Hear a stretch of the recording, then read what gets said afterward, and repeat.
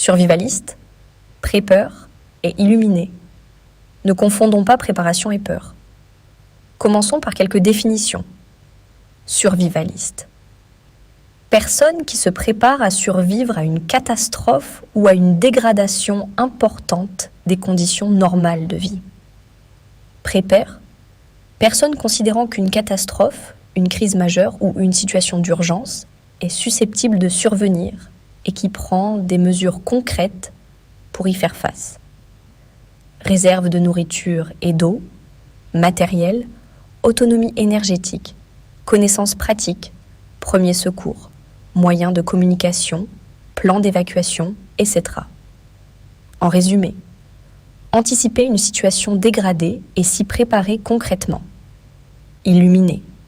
Au sens figuré retenu ici, personne soutenant une doctrine avec une conviction excessive, sans esprit critique suffisant et pouvant accorder davantage de crédit aux croyances, aux rumeurs ou aux théories invérifiables qu'aux faits. Et c'est précisément là que se situe la différence que nous voulons aborder. Se préparer n'est pas annoncer la fin du monde. La préparation aux crises est encore souvent considérée comme excessive, voire ridicule. Nous n'allons pourtant pas chercher à vous convaincre que l'effondrement arrive, que la civilisation va disparaître ou qu'il faut transformer sa maison en bunker. Notre démarche est beaucoup plus simple. Présenter des risques réels et documentés, puis donner à chacun les éléments lui permettant d'évaluer ce qu'il estime raisonnable de faire. Car une crise ne signifie pas nécessairement la fin du monde. Une crise peut simplement signifier que, pendant quelques heures ou quelques jours, le fonctionnement normal auquel nous sommes habitués ne fonctionne plus. Plus d'électricité, plus d'eau au robinet, une route impraticable, une habitation qu'il faut quitter rapidement, un réseau téléphonique saturé, une commune isolée, des commerces fermés, une station-service inaccessible. Rien de tout cela ne relève de la science-fiction. Premier cas, devoir évacuer son domicile. Une évacuation peut être décidée avec relativement peu de préavis. Les incendies. L'actualité de l'été 2026 vient malheureusement d'en fournir une démonstration spectaculaire. Fin juillet 2026, un gigantesque incendie en Gironde a parcouru environ 19 000 hectares en seulement 3 jours. Le feu a détruit une centaine d'habitations et blessé des dizaines de pompiers. Plus impressionnant encore, plus de 140 000 personnes ont été concernées par des mesures d'évacuation dans le département, notamment autour du bassin d'Arcachon et du Cap Ferret. À cette date, environ 50 000 hectares avaient déjà brûlé en France depuis le début de l'année 2026, contre environ 30 000 hectares pendant toute l'année 2025.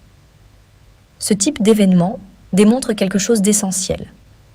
On peut parfaitement se retrouver obligé de quitter son domicile rapidement sans qu'aucun effondrement de la civilisation ne se soit produit. Une maison, une famille, quelques dizaines de minutes pour partir. Dans cette situation, posséder un sac prêt à être emporté n'a absolument rien d'extravagant. Les inondations. Le risque est probablement encore plus largement réparti sur le territoire. Nous avons relativement peu de raisons de craindre un tsunami sur la majorité des côtes de France métropolitaine. En revanche, les crues, ruissellements, remontées de nappes et submersion marine constituent des risques parfaitement réels. Les événements du Pas-de-Calais de novembre 2023 constituent un exemple récent. À la suite des crues exceptionnelles, 265 communes du département avaient déjà été reconnues en état de catastrophe naturelle en décembre 2023. Certaines habitations ont été inondées plusieurs fois entre novembre 2023 et janvier 2024 et, dans les secteurs les plus exposés, la question du rachat et de la destruction de logements devenus trop vulnérables a même été posée. L'histoire française contient malheureusement d'autres exemples. La catastrophe de Vaison-la-Romaine en septembre 1992, les inondations répétées du Sud-Est, la tempête Alex dans les Alpes-Maritimes en 2020, ou encore les conséquences de Xynthia en 2010, montre que l'eau peut isoler un quartier ou une vallée, couper des routes et imposer une évacuation très rapidement. Dans les territoires ultramarins s'ajoutent les risques cycloniques et de submersion marine, avec des conséquences potentiellement considérables sur les réseaux et les communications. Tempêtes, neige et isolement. Les tempêtes de décembre. 1999 restent une référence. En moins de 48 heures, Lothar et Martin ont causé 92 morts en France.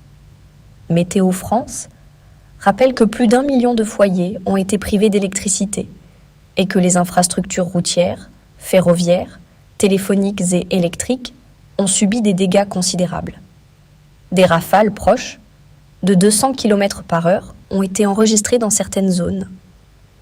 Plus récemment, différentes tempêtes ont régulièrement entraîné des coupures électriques, des chutes d'arbres et des interruptions de circulation.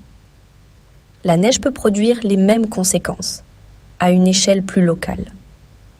Routes fermées, poids lourds immobilisés, villages temporairement isolés, impossibilité pour certains services d'intervenir normalement. Le problème n'est donc pas forcément la catastrophe elle-même. Le problème peut simplement être de se retrouver au mauvais endroit, au mauvais moment. Le fameux sac d'évacuation. Dans toutes ces situations, disposer d'un sac d'évacuation nous semble relever davantage du bon sens que du survivalisme extrême. Et nous ne sommes visiblement pas les seuls à le penser. La sécurité civile recommande officiellement de préparer un kit d'urgence, permettant environ 72 heures d'autonomie. Le gouvernement rappelle lui-même que les premières 72 heures suivant une catastrophe peuvent être les plus difficiles et recommande notamment de l'eau et de la nourriture, une radio à pile, des médicaments, une trousse de premiers secours, une lampe, des vêtements, des copies de documents importants, de l'argent liquide et quelques outils élémentaires. Le guide gouvernemental « Tous responsables face aux risques, agissons », publié en novembre 2025, va encore plus loin en évoquant explicitement les tempêtes, inondations, cyberattaques, crises sanitaires ou situations liées à des conflits. Il recommande de pouvoir faire face à une perturbation temporaire du fonctionnement normal de la société et insiste également sur un point particulièrement intéressant pour notre sujet. Résister aux rumeurs et à la désinformation.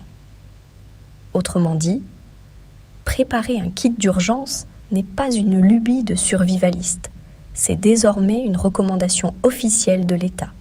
Deuxième cas, vous restez chez vous, mais les services disparaissent.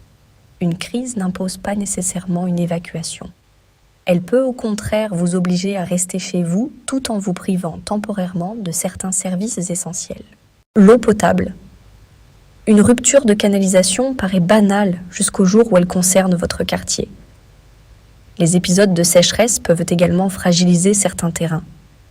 Le phénomène de retrait-gonflement des argiles est aujourd'hui suffisamment important pour que le BRGM ait actualisé en 2026 la cartographie nationale du risque. Environ 240 000 sinistres liés au retrait-gonflement des sols argileux ont été déclarés entre 2018 et 2022. Ces mouvements peuvent affecter les bâtiments, les routes et, localement, provoquer des ruptures de canalisation. À cela s'ajoute la disponibilité même de la ressource. Lorsqu'un réseau ne peut plus assurer normalement la distribution, les autorités prévoient différentes solutions de secours. Distribution d'eau en bouteilles, unités mobiles de traitement ou ravitaillement par camion-citerne. Ce simple fait montre qu'une interruption locale de l'approvisionnement en eau potable fait partie des situations officiellement envisagées. Et il n'y a pas que la sécheresse. La qualité de l'eau constitue également un enjeu. Une vaste campagne nationale de l'ANSES, consacrée aux polluants émergents, a produit plus de 136 000 résultats d'analyse sur des eaux brutes et traitées. Elle a notamment recherché 157 pesticides et métabolites de pesticides. Des dizaines de substances ont été détectées au moins une fois. Il faut cependant rester précis. Détecter une substance ne signifie pas automatiquement que l'eau présente un danger sanitaire immédiat. C'est justement l'une des différences entre information et catastrophisme. Nous pouvons constater qu'il existe un problème de surveillance et de contamination de certaines ressources sans transformer chaque analyse positive en annonce d'empoisonnement général de la population. L'électricité. On pense immédiatement à Enedis lorsqu'on parle de distribution électrique, mais la situation française est plus complexe. Il existe également des entreprises locales de distribution.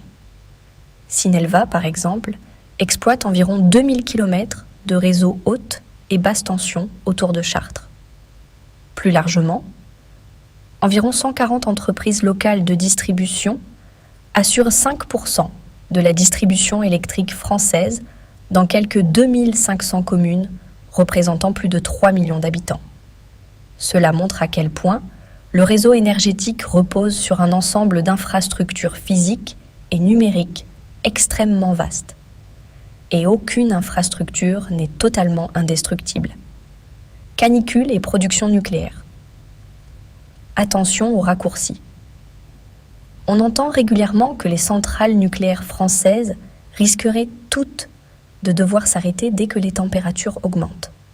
C'est excessif. En revanche, le phénomène existe réellement et il est parfaitement documenté. Les centrales utilisant les fleuves comme source froide doivent respecter des limites réglementaires de température afin de protéger les milieux aquatiques. En juin 2026, par exemple, l'unité numéro 2 de la centrale de Golfech a été temporairement arrêtée lorsque la température de la Garonne approchait la limite réglementaire de 28 degrés Celsius. Le phénomène s'est reproduit fin juillet 2026. Au Blayais, EDF a également annoncé en juillet 2026 une adaptation possible de la production en raison de la température de la Gironde. Mais remettons les chiffres en perspective. EDF indique que, depuis 2000, les pertes de production liées aux températures élevées et au faible débit des cours d'eau représentent en moyenne environ 0,3% de la production nucléaire annuelle. Il serait donc faux d'affirmer que la prochaine canicule va nécessairement provoquer un effondrement du réseau électrique français. Il serait tout aussi faux d'affirmer que la température et la disponibilité de l'eau n'ont aucun impact sur notre production électrique. La réalité se situe entre les deux. Et c'est précisément cette réalité qui nous intéresse. Le risque informatique. Nos réseaux modernes sont largement pilotés, surveillés et coordonnés par des systèmes informatiques. Électricité, télécommunications, banques, logistique, transport, distribution d'eau. La numérisation améliore considérablement leur efficacité, mais crée également de nouvelles vulnérabilités. Une cyberattaque importante n'a même pas besoin de couper toute la France pour produire des conséquences sérieuses. Il suffit parfois de perturber un opérateur, un système logistique, des communications ou certaines infrastructures locales. Là encore, ce risque n'est pas une théorie issue d'un forum survivaliste. Les cyberattaques figurent explicitement parmi les risques mentionnés par le guide gouvernemental de préparation aux crises. Préparation contre improvisation. Nous pourrions multiplier les scénarios. Crise sanitaire, accident industriel, rupture logistique, pénurie locale de carburant, événements climatiques, conflits extérieurs ayant des conséquences économiques en Europe. Ce n'est pas l'objet de cet article. L'idée importante est ailleurs. La préparation fonctionne parce qu'elle diminue la part d'improvisation. Les militaires s'entraînent. Les pompiers s'entraînent. Les personnels médicaux organisent des exercices. Les entreprises testent leurs plans de continuité. Les communes disposent de plans de sauvegarde. Pourquoi ? Parce que lorsqu'une situation devient réellement stressante, ce n'est plus le meilleur moment pour commencer à réfléchir à ce que l'on aurait dû préparer. Le problème que nous constatons souvent, nous rencontrons beaucoup de personnes souhaitant se préparer. Elles achètent du matériel, constituent progressivement des réserves, suivent l'évolution de la situation internationale ou climatique et comprennent que notre confort quotidien dépend d'un grand nombre de systèmes interdépendants. Mais le principal obstacle n'est pas toujours financier. C'est souvent la régularité. On commence. Puis la vie quotidienne reprend. Travail, famille, obligations, factures, loisirs. La préparation devient progressivement un hobby que l'on reprendra plus tard. Nous ne jugeons personne. Nous faisons simplement un constat. Posséder du matériel que l'on n'a jamais utilisé n'est pas réellement être préparé. Acheter un filtre à eau sans jamais l'avoir testé. Posséder un réchaud sans savoir combien de temps dure une cartouche, stocker une radio sans vérifier les piles ou préparer un sac d'évacuation qui pèse 35 kg constituent des exemples classiques. La préparation n'est pas une accumulation d'objets. C'est un ensemble composé de matériel, de connaissances, d'entraînement et d'organisation. L'État s'occupera de nous. Oui, mais la France possède des services de secours, des forces de sécurité, une sécurité civile, des hôpitaux, des collectivités locales et différentes organisations parfaitement capables d'intervenir. Il serait absurde de prétendre le contraire. Mais lors d'une catastrophe importante, ces moyens doivent traiter simultanément un grand nombre de situations. C'est précisément pour cette raison que les autorités recommandent désormais 72 heures d'autonomie individuelle. Il existe nécessairement un délai entre le début d'une crise et le retour à une situation normale. Être capable de boire, manger, s'éclairer, communiquer et prendre ses médicaments pendant ce délai permet également aux secours de concentrer leurs efforts sur ceux qui en ont réellement besoin. L'autonomie individuelle n'est donc pas une opposition au service public. Elle peut au contraire constituer un complément à leur action. Survivaliste, prépeur ou illuminé, nous arrivons au cœur du sujet. Se préparer à une inondation lorsqu'on habite en zone inondable n'est pas extrémiste. Préparer un sac d'évacuation n'est pas extrémiste. Posséder quelques jours d'eau et de nourriture n'est pas extrémiste. Apprendre les premiers secours n'est pas extrémiste. Savoir utiliser une radio, un filtre à eau, un réchaud ou une batterie de secours n'est pas extrémiste. Posséder un petit système solaire autonome peut être parfaitement rationnel. En revanche, annoncer chaque semaine que la fin du monde aura lieu le mois prochain demande une autre forme d'analyse. La frontière est assez simple. Le prépeur rationnel demande « Que peut-il réellement arriver ? Avec quelle probabilité ? Quelles conséquences ? Et que puis-je raisonnablement faire pour réduire ma vulnérabilité ?» L'illuminé affirme « Je sais ce qui va arriver. Ceux qui ne me croient pas sont aveugles et tout événement prouve que j'avais raison. » C'est une différence fondamentale. Le premier cherche des informations pouvant éventuellement démontrer qu'il se trompe. Le second cherche principalement celles qui confirment ce qu'il croit déjà. C'est le fameux billet de confirmation. Et le survivalisme n'en est malheureusement pas immunisé. La peur est un très mauvais conseiller. Nous ne sommes pas ici pour vous expliquer qu'un gouvernement secret veut éliminer une partie de la population. Nous ne transformerons pas chaque crise sanitaire en complot mondial. Nous ne vous annoncerons pas une guerre civile tous les 15 jours. Nous ne vous expliquerons pas qu'un alignement planétaire, une prophétie oubliée où le grand Sachem venu des étoiles va bientôt venir sélectionner les survivants. D'autres s'en chargent déjà très bien. Plus sérieusement, la peur permanente est incompatible avec une bonne préparation. Elle pousse aux achats compulsifs, aux décisions irrationnelles et à une vision déformée du risque.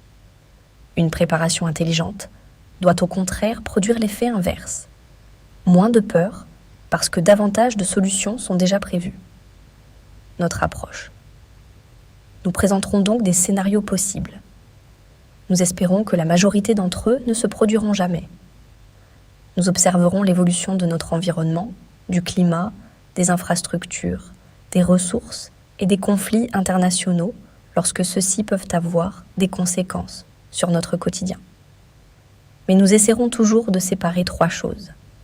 Ce que nous savons, ce que nous estimons probable et ce que nous ignorons. Cette distinction est indispensable. Une hypothèse n'est pas une prévision. Une prévision n'est pas une certitude.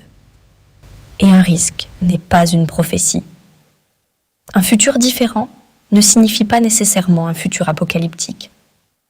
Lorsque l'on reprend certaines études et conférences publiées, il y a plusieurs décennies, sur le climat, l'énergie, les ressources ou l'évolution de nos sociétés, certaines tendances autrefois présentées comme futures font désormais partie de notre quotidien. Cela mérite réflexion. Mais la conclusion ne doit pas être « tout est foutu ». Elle devrait plutôt être « que pouvons-nous encore améliorer et comment pouvons-nous devenir moins vulnérables ?» Cela peut passer par des choses très simples, quelques réserves d'eau et de nourriture, un sac d'urgence, une batterie externe, une radio, un éclairage autonome, une petite installation photovoltaïque, une réserve d'eau non potable, des moyens de traitement et de filtration adaptés, une trousse de secours, des copies des documents essentiels et surtout des connaissances. Certaines solutions plus expérimentales apparaissent également. La commune de Grimaud, dans le Var, a par exemple expérimenté l'installation d'un générateur d'eau atmosphérique, dispositif produisant de l'eau par condensation de l'humidité présente dans l'air. La technologie existe réellement, mais elle n'est pas magique. Son rendement dépend notamment de la température, de l'humidité atmosphérique et de l'énergie disponible. Là encore, il faut éviter de transformer une technologie intéressante en solution miracle. Le meilleur équipement reste la connaissance. On peut perdre son sac. Une batterie peut tomber en panne. Une réserve alimentaire peut être détruite. Un appareil électronique peut cesser de fonctionner. Ce que vous avez appris reste avec vous.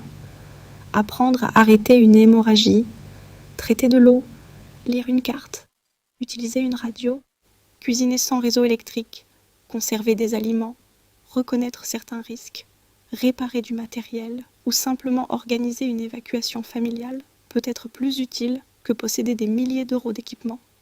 C'est également pour cette raison que les enfants et adolescents peuvent progressivement apprendre certains réflexes simples. Numéro d'urgence, point de rassemblement familial, utilisation élémentaire d'une trousse de secours, comportement face à un incendie ou une inondation. Il ne s'agit pas de leur apprendre à avoir peur du monde. Il s'agit précisément de leur apprendre à savoir quoi faire lorsque quelque chose ne se passe pas comme prévu. En conclusion, nous ne pouvons pas décider à votre place. Nous ne pouvons pas non plus vous garantir qu'une catastrophe se produira demain, pas davantage que quelqu'un puisse sérieusement vous garantir qu'aucune crise importante ne surviendra durant les prochaines années. Nous pouvons seulement observer, analyser, apprendre et nous préparer. Notre conception du survivalisme n'est donc pas celle d'une attente permanente de l'apocalypse. Elle est presque exactement inverse. Se préparer, c'est refuser que la peur décide à notre place. C'est comprendre les risques sans les exagérer. C'est vérifier une information avant de la partager. C'est distinguer une donnée d'une rumeur, une hypothèse d'un fait et une possibilité d'une certitude. C'est acquérir progressivement du matériel, mais surtout apprendre à s'en servir. C'est développer une certaine autonomie sans imaginer pour autant pouvoir vivre totalement coupé de la société. Et finalement, c'est accepter une idée assez simple. Nous ne contrôlons pas les crises, mais nous pouvons contrôler une partie de notre préparation. Alors non, préparer un sac d'évacuation ne signifie pas attendre la fin du monde. Cela signifie simplement qu'en cas d'incendie, d'inondation, de tempête, de coupure ou d'évacuation, vous aurez autre chose à faire que de chercher une lampe, vos papiers et vos médicaments au dernier moment. Entre l'insouciance et la paranoïa existe une troisième voie. Elle s'appelle la préparation. Vous pouvez retrouver les liens vers les sources qui ont servi pour cet article sur notre site web.